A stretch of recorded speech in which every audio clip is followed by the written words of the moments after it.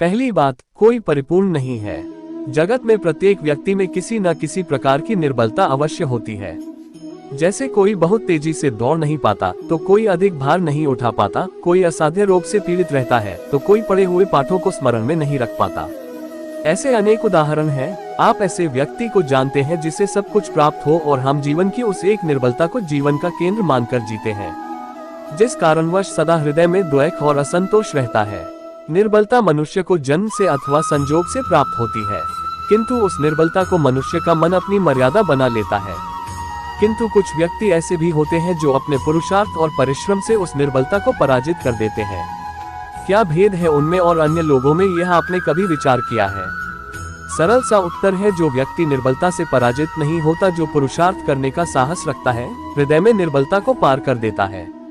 अर्थात निर्बलता अवश्य ईश्वर देता है कि परंतु मर्यादा मनुष्य का मन ही तय करता है। दूसरी बात, वर्तमान में रहना शुरू करें। भविष्य का दूसरा नाम है संघर्ष। हृदय में आज इच्छा होती है और यदि पूर्ण न हो पाती तो भविष्य की योजना बनाता है। भविष्य में इच्छा पूर्ण होगी ऐसी कल्पना रहती है, परंतु जीवन ना तो भविष्य में है और ना अतीत में है। जीवन तो इस क्षण का नाम है, अर्थात इस क्षण का अनुभव ही जीवन का अनुभव है। पर हम ये जानते हुए भी इतना सा सत्य समझ नहीं पाते, या तो हम बीते हुए समय के स्मरण को घेर कर बैठे रहते हैं, या फिर आने वाले समय के लिए हम योजनाएं बनाते रहते हैं और जीवन बीत जाता है। एक सत्य यदि हम हृदय में उतार ले कि हम न तो भविष्य देख सकते हैं, ना ही भविष्य को निर्मित कर सकते हैं। हम तो केवल धैर्य और साहस के साथ भविष्य को आलिंगन दे सकते हैं, स्वागत कर सकते हैं भविष्य का। तो क्या जीवन का हर पल खुशी से नहीं भर पाएगा? तीसरी बात, कोई भी व्यक्ति ज्ञान कैसे प्राप्त करे? ज्ञान प्राप्ति सदा ही समर्पण से होती है, ये हम सब जानते हैं, किंतु समर्पण का वास्तविक महत्व क्या है? क्या कभी विचार किया आपने? मनुष्य का मन सदा ही ज्ञान प्राप्ति में अनेक बाधाओं को उत्पन्न करता है।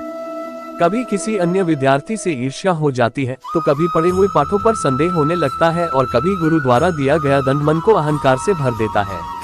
आपको नहीं लगता है कि मन ना जाने कैसे कैसे विचार मन को भटकाते हैं, और मन के इसी अयोग्य स्थिति के कारण हम ज्ञान प्राप्त नहीं कर पाते? मन की योग्य स्थिति केवल समर्पण से ही प्राप्त होती है। समर्पण मनुष्य के अहंकार का नाश करता है, ईर्ष्या, महत्वाकांक्षा आदि को दूर करने से मन को शांति देता है और मन को एकाग्र करता है। वास्तव में ईश्वर की सृष्टि में ना तो ज्ञान की मर्यादा है ना ज्ञानियों की, क्योंकि गुरु दत्तात्रेय ने तो स्वान से भी ज्ञान प्राप्त कर लिया था, अर्थात विषय ब्रह्मा ज्ञान का हो या जीवन के ज्ञान का या गुरुकुल में प्राप्त होने वाली ज्ञान का, उसकी प्राप्ति के लिए गुरु से अधिक महत्व है उस गुरु के प्रति हमारा समर्पण। चौथी बात, धर्म संकट को जाने। प्रत्येक व्यक्ति के जीवन में ऐसा क्षण अवश्य आता है जब सारी आशाएं, स्वप्न ध्वस्त हो जाते हैं, जीवन की सारी योजनाएं बिखर जाती है। एक और धर्म होता है और दूसरी ओर दुख, इसी को धर्म संकट कहते हैं। जब धर्म का वाहन ही संकट हो और धर्म का त्याग ही दुख हो। विचार कीजिए, कभी किसी स्वजन के विरुद्ध सत्य बोलने का अवसर प्राप्त हो जाता है, तो कभी ठीक दरिद्रता के समय सरलता से चोरी करने का मार्ग प्राप्त हो जाता है।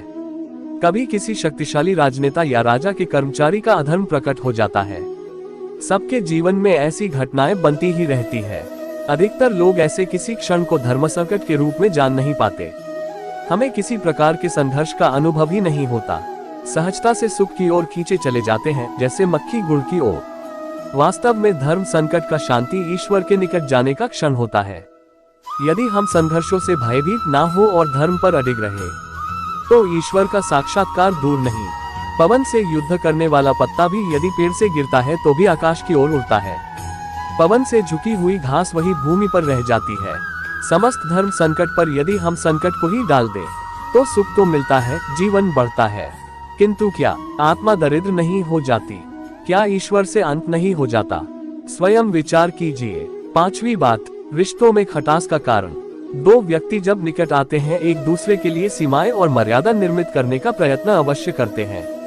अगर हम सारे संबंधों को जोड़े तो देखेंगे कि इन सारी संबंधों का आधार यही सीमाएं हैं जो हम दूसरों के लिए निर्मित करते हैं। यदि अनजाने में भी कोई इन सीमाओं को तोड़ता है, उसी क्षण हमारा हृदय क्रोध से भर जाता है। इन सीमाओं का वास्तविक स्वरूप क्या है? क्या हमने कभी विचार किया है? सीमाओं के द्वारा हम दूसरे व्यक्ति को निर्णय करने की अनुमति नहीं देते हैं। अपना निर्णय उस व्यक्ति पर थोपते हैं, अर्थात किसी की स्वतंत्रता को अस्वीकार करते हैं। और जब किसी की स्वतंत्रता को अस्वीकार किया जाता है, तो उसका हृदय दुख से ही भर जाता है, और जब वह इन सीमाओं को तोड़ता है तो हमारा हृदय क्रोध से भर जाता है।